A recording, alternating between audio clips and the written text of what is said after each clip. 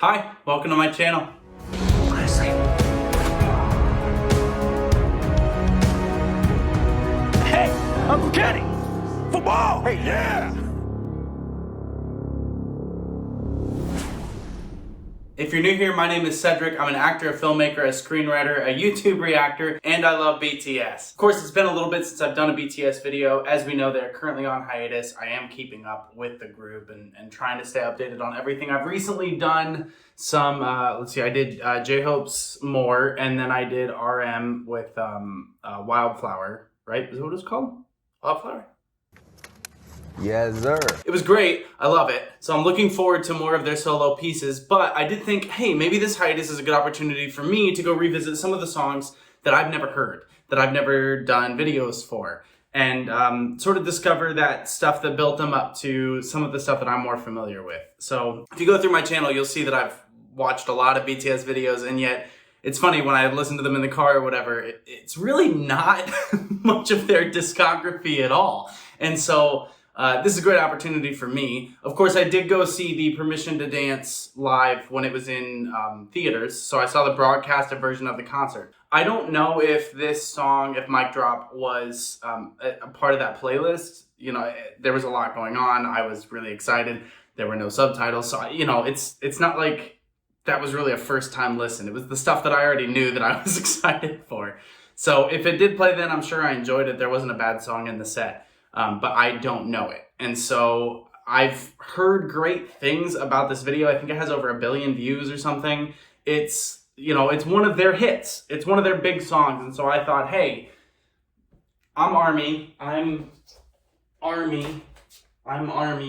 I should know their music. And so let's check out one of their biggest hits of all time. I don't know what to expect. I don't know anything about it. If you're new to my channel, I'm going to talk about cinematography, vocal production, choreography, etc.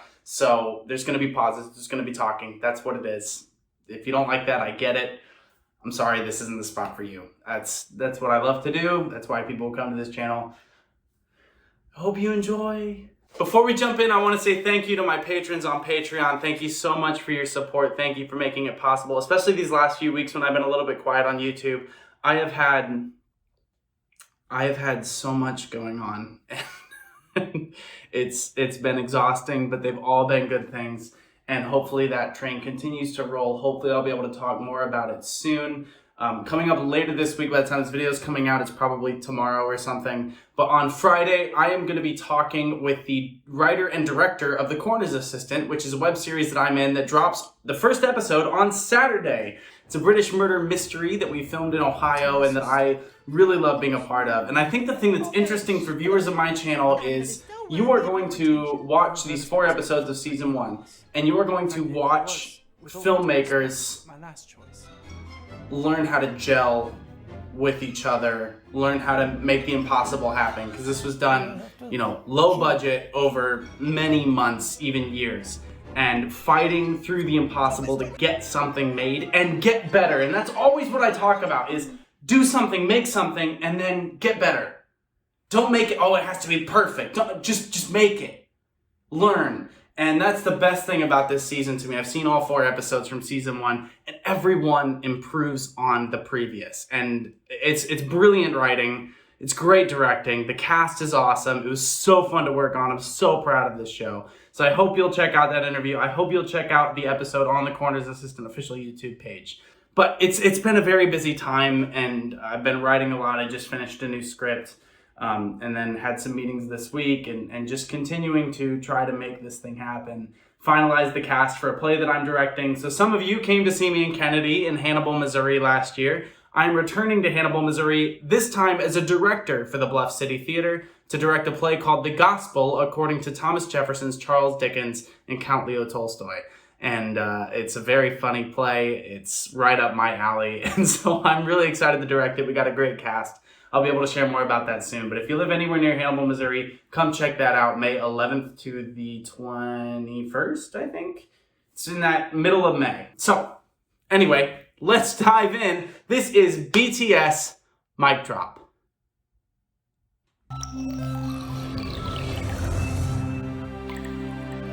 Big hit. Entertainment.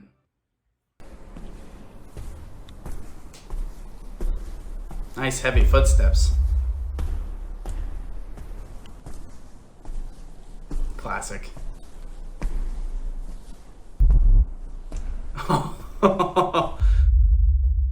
Sound design is fantastic so far.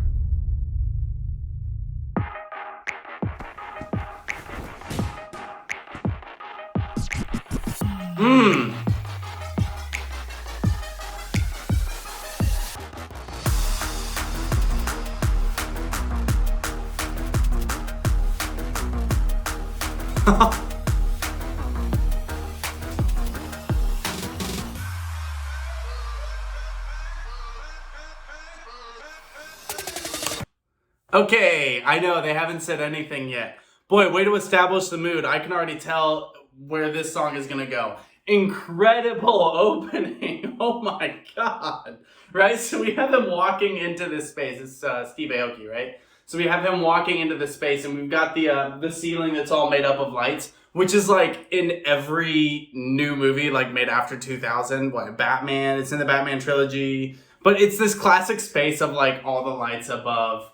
And like a bounce floor underneath, which makes lighting even and great, and it's also intense. And then we get what seems to be an interrogation room that's also a press conference type of look. And boy, what a statement that BTS is making there about a press conference that's also an interrogation room. That's especially in light of like them having to take the hiatus and all of the what shall we call it, controversy around whether or not they should have to. How fascinating is that to have all the people in hoods just bouncing along with the beat, the matching cuts that are almost functioning as jump cuts in the space. So as the camera's coming forward and we match cut this, it sets us on edge. It doesn't tell us quite what to expect. The music's very intense, having the foot be the disc as it's spinning, and then the dancing just going with the beat already off the bat.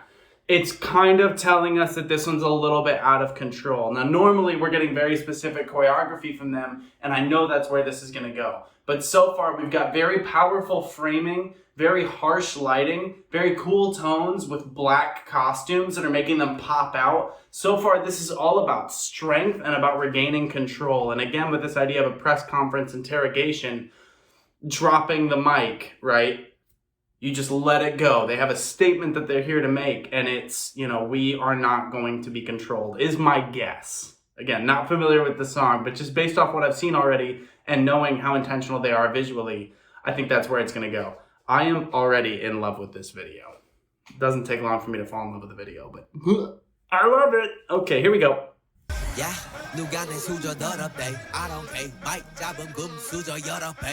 let's go, J.O. Oh, cool.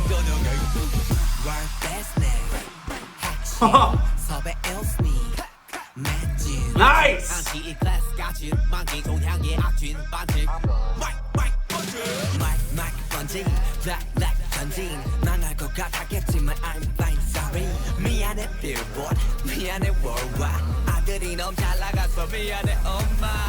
The matching cuts. The matching cuts.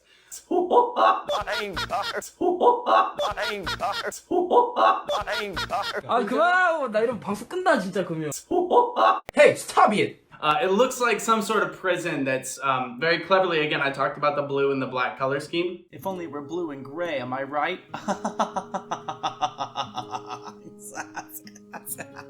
Okay, sorry. This other one, we're adding kind of a pinkish red and orange into the color scheme. So blue and orange, we all saw it coming, but contrasting those warm tones that are actually more filled with contrast, right? Opposite the black and blue, where yeah, it's a harsh difference, but there's more shadow play in that orange and that pinkish red world. And so that's also still uncomfortable. There's something dark about that framing, and it almost looks like a prison type of setup. The harsh rhythm, the isolation of the vocal where there's not a ton happening. If you think about a song like, for example, Idol, Fire, there's a lot happening in the actual orchestration and arrangement of the song. This one's less so. It's really just kind of a driving beat, a few instruments underneath, and an isolated vocal that's essentially apologizing for not being sorry. for being too good at this. And you gotta love that confidence. Again, if it's a mic drop, that's the attitude that they're coming in with. And it has to do with the choreography, adding the guys in on the beats, using the gunshots, and then turning it negative and flipping it back. I think that that's really, really cool stylistically, and it's keeping us on edge. We know what to expect. They're gonna do something on the beats, but we don't quite know what it's gonna be. And so there is this push-pull that we are receiving as a viewer as we watch it. And it really helps us focus on the lyrics, focus on that vocal, focus on that harshness of the way that it's driving. And opening on J-Hope, who's a little bit more wild generally with his interpretation of lyrics. Suga tends to be a little bit more pulled back, a little bit more aggressive in his tone, and RM tends to be really kind of low, confident, not low energy. The energy's up, but his presentation of it is low. And that's what makes the three of them as the rap line so fascinating, is those three wildly different presentations work together. Opening with J-Hope as being this kind of open, aggressive sound, kind of wild, almost feels like he's playing a little bit with the rhythm. There's a sense of legato to when he raps, and it's really cool to hear. I think it comes from his dance background, because he's more lyrical, I guess. And again, I could be wrong, but I think he's got a little bit more lyrical and ballet type training than, for example, Suga, who comes up through underground dance, I believe, if I'm correct.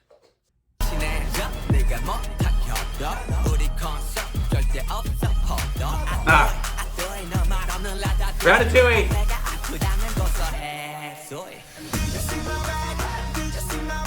Nice.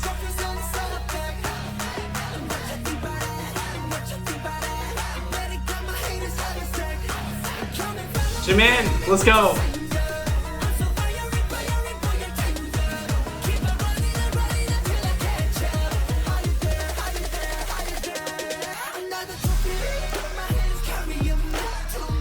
Okay, so a lot to talk about there. And one of the cool things is this big black space where the dance move is basically just like what? It was like, it was really just that kind of movement. Now, obviously, they're adding some arm stuff in with it, but having it on the big black space, them toward the bottom of the frame, and then reflections of them, I believe, cut in with Steve Aoki, if I was seeing it right, punching into close-ups, coming back to it, and now we're singing. And so letting it be on mostly the one space that we're in lets us, again, zero in on some pretty aggressive lyric writing, right? This very big sense of like, oh, my haters are sad. Oh, I'm so sorry, you guys are sad. And I love that. The orchestration starts picking up. We're hearing kind of something of oh my God, you're a musician, Cedric. What's it called? I'm just going to call it a build-up. It is called a crescendo, you ignorant buffoon. J.K. Simmons would be so disappointed in you right now. In fact, he probably is. J.K., if you're watching this, I apologize. I, Seti, apologize on behalf of Cedric. He feels nothing but shame, and that is all he should feel. I've only had half a coffee today, so bear with me. You're hearing the music become more intense underneath them vocally as we're getting in toward this chorus. And so that kind of gets your heart pumping, and because the set has now become more basic, because the camera's punching in a little bit more, there's bigger movement happening, and the camera's moving with it. And so that helps us do one of the things that you really want to do when you're doing any kind of entertaining, which is make the audience lean in. Make us breathe in time with you. And we're now anticipating the drop of the chorus. And they don't shy away from that drop. And when it happens, it is so much more satisfying because they've done the work to build it up for us. I think this is great. I love that it's still in this prison setting that also looks like it could be a school. Kind of the ambiguity of the sets make it wonderful. And look at the color of this set. We've got this orange and blue with white beams shooting in to create diagonal lines, vertical lines throughout this set. Often in BTS videos, they're going to center the performers, especially as they're dancing. It gives them room to perform, makes it visually satisfying, gives us room to truck left, truck right, push in, push back, do all sorts of Dutch angles, and it's visually appealing, especially when they build the sets the way they do with all of this sort of symmetry. The low angle makes them look more powerful in frame. It's a key aspect of BTS videos in particular that I really enjoy. Nice!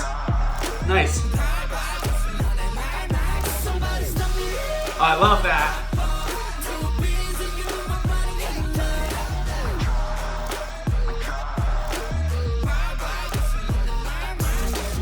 I love that move. What is that? The boom boom. It's quick too.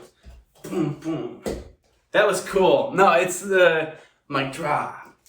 Mic drop. Like it's what they do so well is make something cool look cool. And I know that that's seemingly a stupid statement, but like in all of their set pieces, whenever they're in costume, whenever they're playing characters, it just looks cool.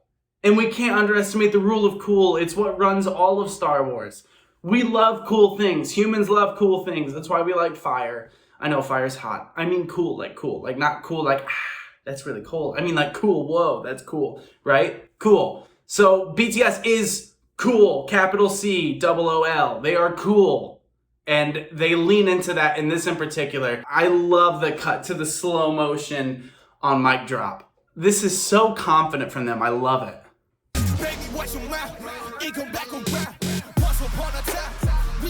Touch angle.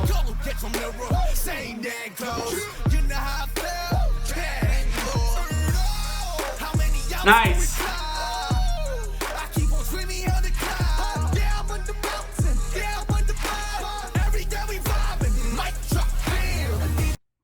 So I just want to mention real quick, I have never heard them use auto-tune quite that much to create an effect.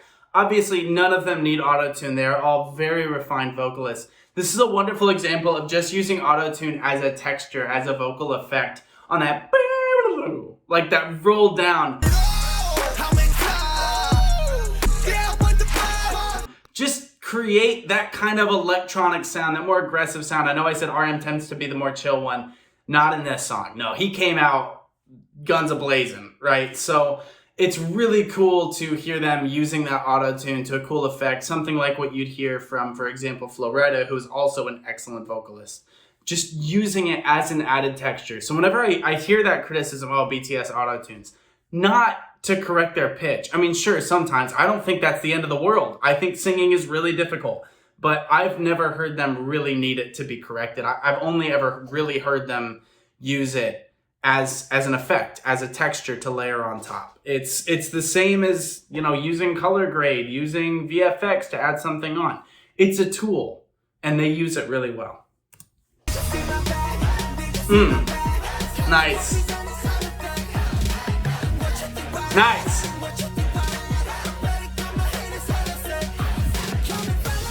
Oh my god, I love this shot!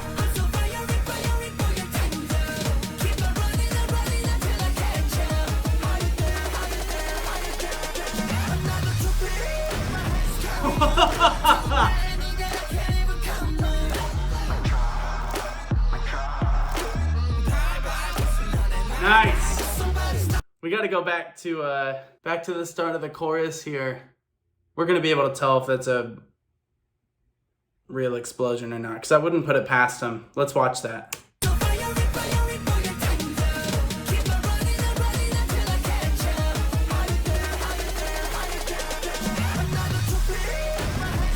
Yeah, it looks real. Because look at the way the light plays when that explosion happens. How satisfying is that? Because you know the thing's coming and they do the cool, right? But it's almost the act of pulling a plunger. When they pull it down, fire explodes behind them. And when we talk about tying visual themes together, we've allowed blue and orange to be kind of the dominant schemes of this video so far, using the fire as the orange here with the blue street, with the blue undertones. I think it's great. Yeah.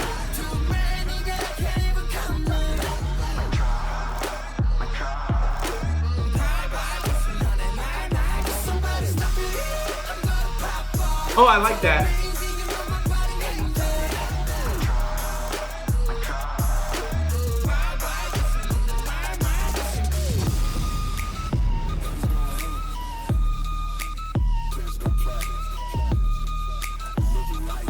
Love the black and white here.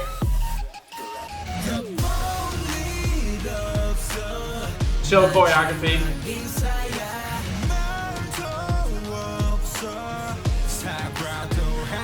Nice low range.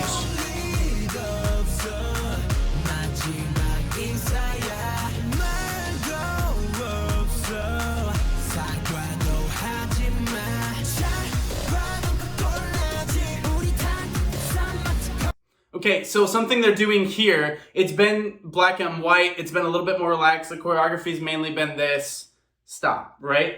Well now, as we're building back up to the chorus, notice how they're using a lot more cuts, the camera's been pushing in or pulling back, whichever direction they're going. We are now much closer to the performers as this change has happened. We're reintroducing color, we're getting this driving forward. I bet if we went back and watched it, you would actually see me lean in a little bit to the screen. That's what they want us to do. Right? So it's really good editing, cinematography, just understanding human psychology is an extremely important aspect of editing, cinematography, acting. Understanding how people are going to interpret what is happening is huge. And they do an excellent job of this. There's only 20 seconds left in this video, and that makes me really sad. I love this. I love this video. I love this song. This is going on the list of songs I listen to all the time.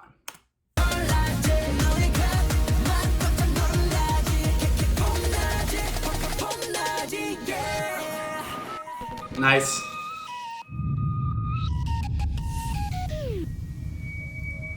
Nice feedback. Nice. Yeah, I mean, how do you not love that, right? And if you don't, like, just stop trying to be cool. You know, that's so good. It's so good. And just objectively, even if you don't love K-pop, even if you're not a big BTS fan, the cinematography is great. The energy is infectious. The choreography is tight. It's precise.